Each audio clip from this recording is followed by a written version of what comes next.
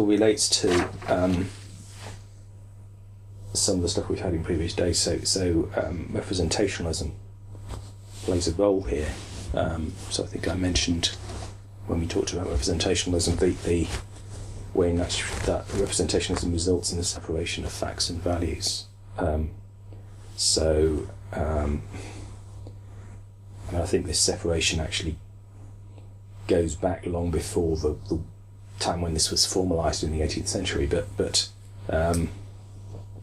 it does lead to the idea that the meaning of our language and the meaning of our symbols is out there, connect strongly with the idea that facts can be true or false, but values can't.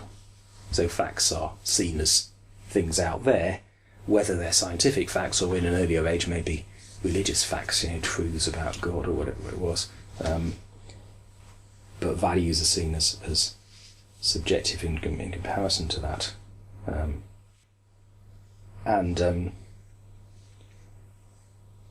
Again, in an earlier age, you could compare the religious truths that people believed in to ordinary desires, which were miles away from what those idealizations actually required. So you've got a similar split even in earlier ages before science came along in any amount. Anyway, in the 18th century, the split between facts and values was formalised in philosophy, particularly by Hume. And Hume made a logical point which has since formed the foundation of practically all analytic philosophy. And so he says you can't derive an ought from an is, you can't derive facts from values. So to give an example of that, supposing a factual claim like the dog is hungry, that does not imply, just by itself, that you ought to feed the dog. You've got to make another assumption. For example, you have a responsibility to feed the dog when it's hungry. In order, you've got to put both of those statements together. You've got to use both of those statements in order to derive the conclusion that you ought to feed the dog. So the claim that you have the responsibility to feed the dog is itself a moral claim. So according to Hume, you can only derive or justify a moral claim from another moral claim. You can't ever take a factual claim and derive a factual conclusion from it. So this is... the factual claim and derive a moral conclusion from it. You can't take that. Yeah. You can't. Did you not say? Did I get mixed up? Factual. Yeah. Sorry. Yeah.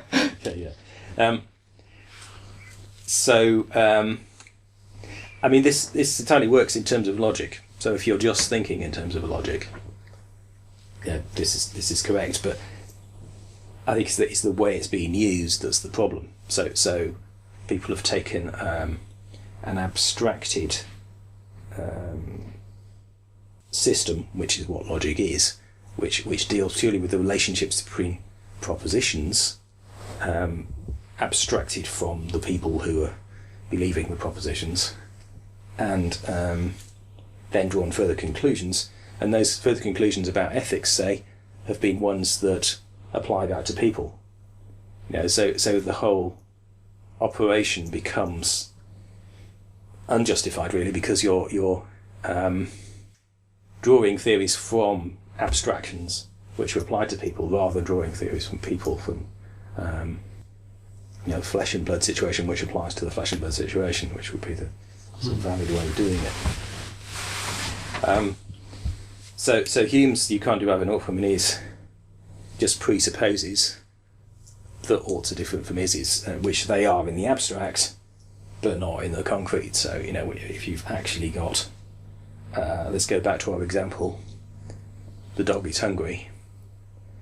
If in practice I look at the dog and the dog's behaving in a hungry way, and observe that the dog is hungry, why am I doing that? Well, because I'm interested in the welfare of the dog. There were already values in the fact that I'm observing the dog's state. Would I even be looking at it if I wasn't taking some responsibility for the dog? Those values are part of the situation. Yeah. So there's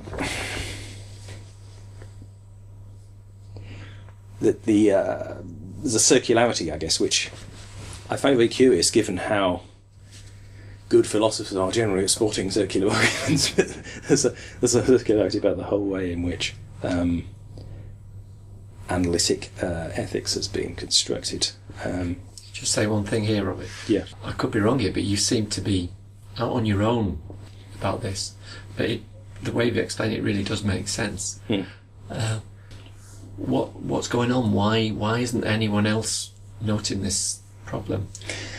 Is it because it ties in with Mark Johnson very much so, doesn't it? Yeah.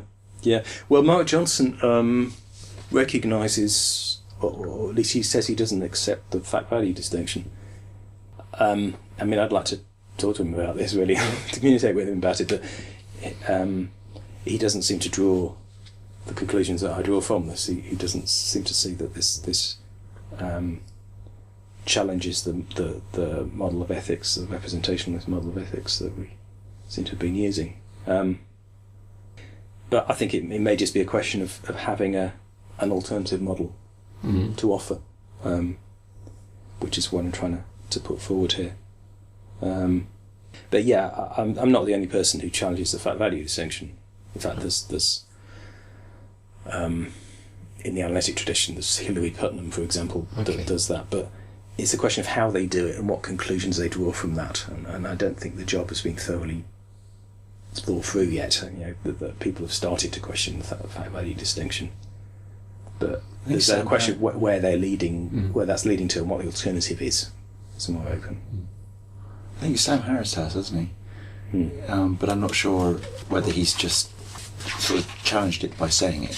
I don't know how sort of philosophically worked out it is. I know this caused an awful lot of hand-wringing and consternation. A lot of people have got very upset with it, but I've got something quote from it.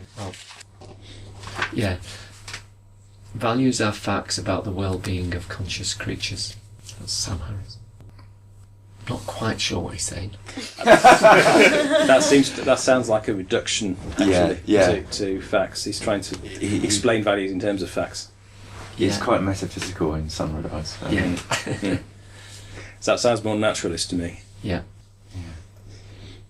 But yeah, if you don't recognise a distinction in the first place, then it's not a question like that of bending back to sort of correct yourself, but of trying to get the thinking straight from the beginning, in terms of not making those assumptions, I think. Okay, so the key point here is just that in experience we actually always encounter facts and values together.